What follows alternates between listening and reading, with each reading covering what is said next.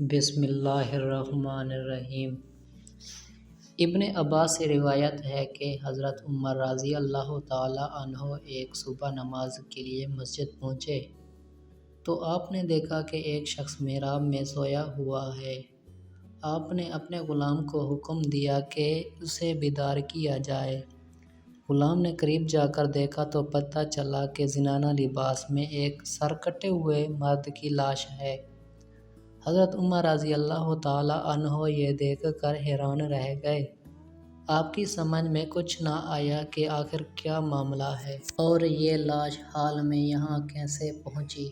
آخرکار اس معاملے کو سلجھانے کے لیے حضرت عمر رضی اللہ تعالیٰ عنہ کی خدمت میں حاضر ہوئے۔ آپ نے تمام واقعہ حضرت علی رضی اللہ تعالیٰ عنہ کے سامنے دہرایا۔ آپ نے فرمایا فی الحال اس لاش کو دفن کر دیا جائے اور اس وقت کا انتظار کیا جائے جب 9 ماہ بعد اس مقام پر ایک بچہ نظر آئے گا۔ اس وقت تمام حال سب کے سامنے کھل کر آ جائے گا۔ حضرت عمر رضی اللہ تعالیٰ عنہ نے آپ سے دریافت کیا کہ یہ سب کچھ کیا ہے اور آخر 9 ماہ بعد یہ بچہ کہاں سے آئے گا؟ تو حضرت علی نے فرمایا مجھے میرے بھائی حبیب خدا نے اس معاملے کی خبر پہلے ہی دے دی تھی، اس لیے اس وقت کا انتظار کیا جائے۔ ٹھیک 9 ماہ بعد ایک صبح حضرت عمر رضی اللہ تعالیٰ عنہ مسجد میں داخل ہوئے۔ اس مقام پر جہاں پر کچھ عرصہ پہلے ایک سرکٹے مرد کی لاش تھی، اس محراب میں سے ایک بچے کے رونے کی آواز آئی۔ آپ قریب گئے اور اس بچے کو گود میں اٹھا کر بے اختیار فرمایا بے شک اللہ کا رسول سچا ہے۔ حضرت علی رضی اللہ تعالیٰ عنہ نے فرمایا کہ اس بچے کے لیے انصار دایا کا انتظام کیا جائے تو اس بچے کو دودھ پلائے اور اس کا تمام خرچہ بیت المال سے کیا جائے۔ کچھ عرصے بعد عید رمضان آئی۔ حضرت علی رضی اللہ تعالیٰ عنہ نے فرمایا اس بچے کو اچھی پوشاک پہنا کر عید کے دن مسجد میں لے جایا جائے۔ آپ کے حکم کے مطابق دایا نے اس بچے کو اچھی پوشاک پہنا کر مسجد میں لے آئی۔ دایا نے دیکھا کہ ایک خوبصورت لڑکی نے آ کر اس بچے کو پیار کیا۔ پھر وہ جب جانے لگی تو دایا نے اسے روک لیا اور کہا کہ میں تجھے حضرت علی رضی اللہ تعالیٰ عنہ کے پاس لے جاؤں گی۔ لڑکی پریشان ہوئی اور کہنے لگی خدارا ایسا نہ کر، مجھے علی رضی اللہ تعالیٰ عنہ کے سامنے شرمندگی ہوتی ہے۔ دایا اس لڑکی کو چھوڑنے پر راضی نہ ہوئی۔ اس لڑکی نے دایا کو کافی پیسہ اور اچھے کپڑوں کا لالچ دیا اور کہا کہ تو حضرت علی رضی اللہ تعالیٰ عنہ کو کچھ نہ بتانا اور یہ بتانا کہ مجھے کوئی عورت ہی نہیں ملی تھی، اس طرح تو یہ عید الاضحیٰ مجھے بچے سے ملا دے گی تو میں تمہیں اس سے زیادہ کچھ دوں گی۔ دایا لالچ میں آ گئی اور وعدہ کیا کہ وہ حضرت علی کو کچھ نہیں بتائے گی۔ دایا حضرت علی کی خدمت میں حاضر ہوئی۔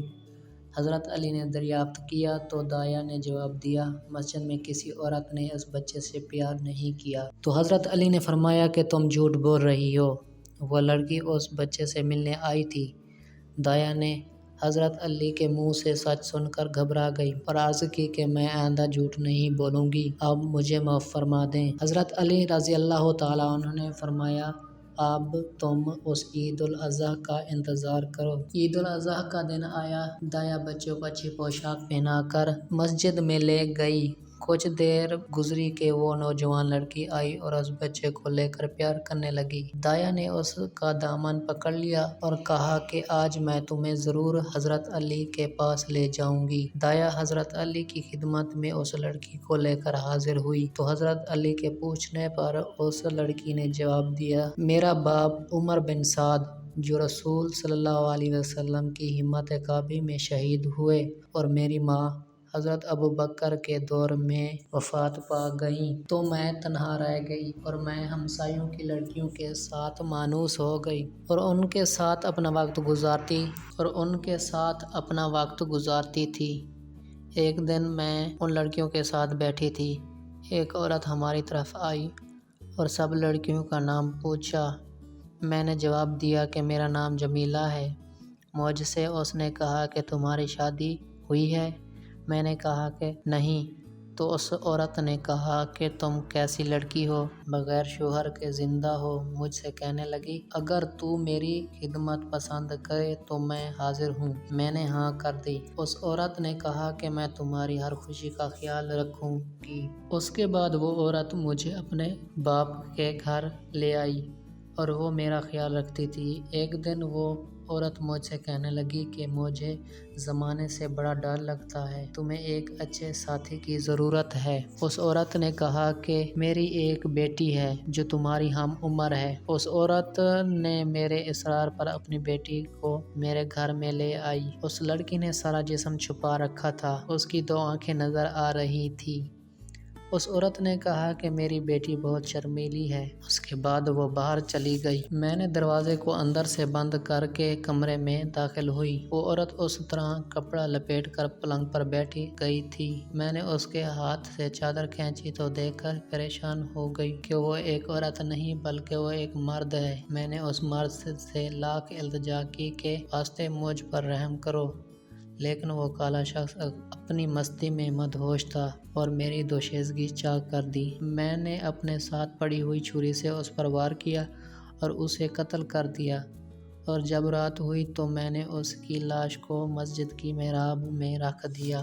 کچھ عرصے بعد مجھے احساس ہوا کہ حمل ٹھہر گیا ہے اور کچھ مہینوں کے بعد وہ بچہ پیدا ہو گیا، تو میں نے وہ بچہ مسجد کے محراب میں رکھ دیا۔ تو حضرت علی نے یہ حالات سننے کے بعد فرمایا کہ بے شک اللہ اور اس کے رسول سچا ہے، اس عورت پر کوئی خون بہا نہیں ہے، کیونکہ وہ شخص اس کی رضامندی کے بغیر اس پر حاوی ہوا تھا۔ اس کے بعد حضرت علی نے اس عورت کی تلاش میں سپاہیوں کو بھیجا۔ جب وہ عورت حضرت علی کے پاس آئی تو اس نے جبیلہ کو پہچاننے سے انکار کر دیا اور اللہ اور اس کے رسول کی قسم کھانے لگی، تو اس وقت اس کا چہرہ سیاہ ہو گیا۔ تو حضرت علی نے حکم دیا کہ اس عورت کو مدینہ سے باہر لے جا کر قتل کر دیں۔